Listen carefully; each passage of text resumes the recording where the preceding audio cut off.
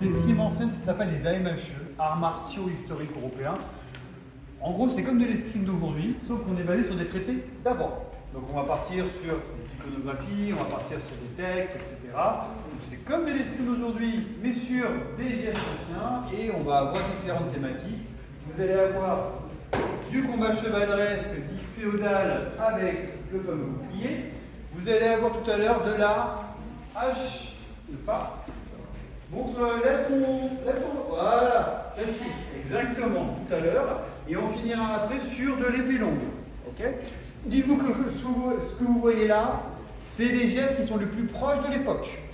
Par contre, on se protège quand même pour ne pas se faire mal, d'où le fait qu'on a des protections modernes, mais l'intensité et au niveau des gestes, on est au plus proche des gestes de l'époque. Voilà. Donc, on remercie Sir Tristan de Boulon, ici présent. Et Sir Thomas de Ranzé. Et notre ancien apprenti derrière qui vous sert de guide, qui est venu escrimer avec nous. Voilà. On t'attend toujours, hein, d'ailleurs. Ouais, trop de travail. Tu t'es engagé, hein. Ouais, j'ai trop de travail. Oh, vous allez voir ce que c'est que cette escrime. Dans cette escrime, il faut vous dire que les personnes sont recouvertes de la tête aux pieds de côtes de mailles. Donc ça veut dire que tout ce qui est tranchant, vous pouvez montrer, tout ce qui est tranchant, ça ne sert à rien, ça compte pas. Tout ce qui est coup sur la tête, pareil, il a un casque, ça ne sert à rien, ça ne compte pas. Vous êtes sur une escrime de tournoi. Vous imaginez un match de boxe entre Rocky Balboa et son ennemi. L'objectif, c'est de submerger l'adversaire en l'assénant de coups. Et donc le but, c'est de faire le maximum de chocs. Pas des stocks, c'est interdit à l'époque. Voilà. Et là, l'objectif, c'est de vous faire plaisir avec des beaux gestes. C'est quoi les stocks? Les stocks, c'est la plante.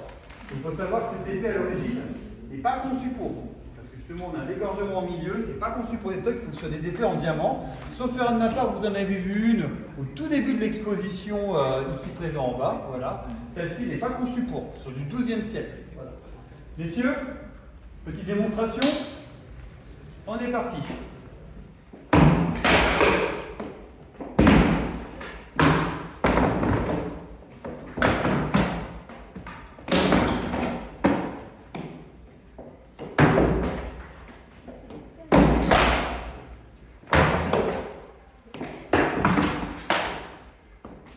Donc on va vraiment chercher à ce moment-là à asséner des coups de l'adversaire pour l'assommer.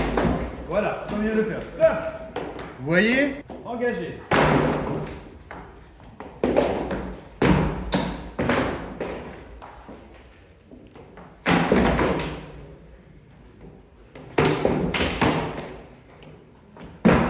Dernière passe. Ok.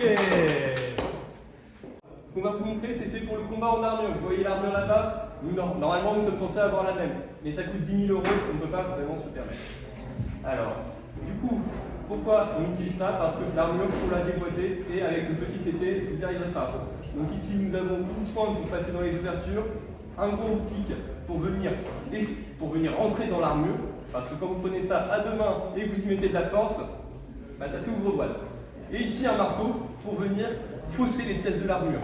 On va les écraser, les ouvrir et se créer des trous dans l'armure de son adversaire. Et petit talon, ici normalement il y a une pointe pour... c'est toujours pratique. Comme vous allez voir, on va peut-être l'utiliser. On passe d'un côté, de l'autre, on lui met le talon dans la tronche. C'est une arme c'est un combat qui est assez violent et on va vite retrouver au corps à corps. Là on va se faire de la lutte. C'est de la lutte en armure, on en retrouve dans les crânes, dans les batailles d'époque. Et en plus, j'ai à ma ceinture une petite daguerroelle. Avec ça, je vais venir passer dans les trous de l'armure. Vous voyez là, dans l'armure, dans les trous, et bah, il y a souvent de la cotte de maille, mais si vous mettez assez de force avec quelque chose de bien pointu, vous allez passer à travers. Et c'est dommage pour le gars qui est en face. Donc c'est utilisé aussi bien sur le champ de bataille que dans les duels de tournois. Et on vous propose de vous faire une petite démonstration. Ouais. On les encourage.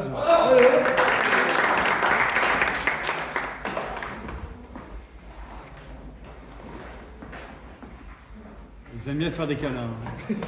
Ah. Je pense que c'est la fin pour celui qui n'avait pas la dague, en effet.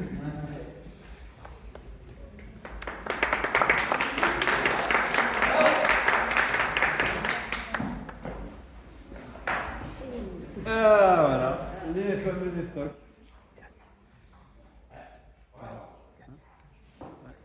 Dernier.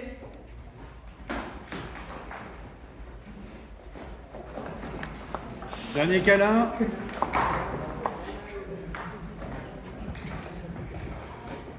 Vraiment dernier câlin. Oh là là là là.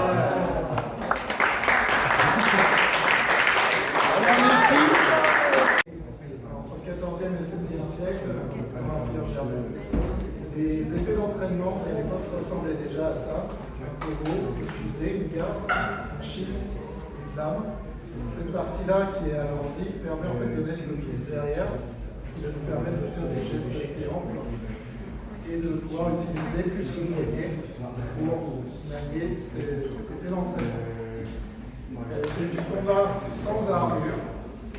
Les coups aux mains, aux avant-bras, les jambes sont autorisées. Comme nous, on est bien équipés, on peut se permettre d'aller relativement vite. Ce qui probablement pas à éviter ce que vous avez à l'époque pour éviter de se blesser.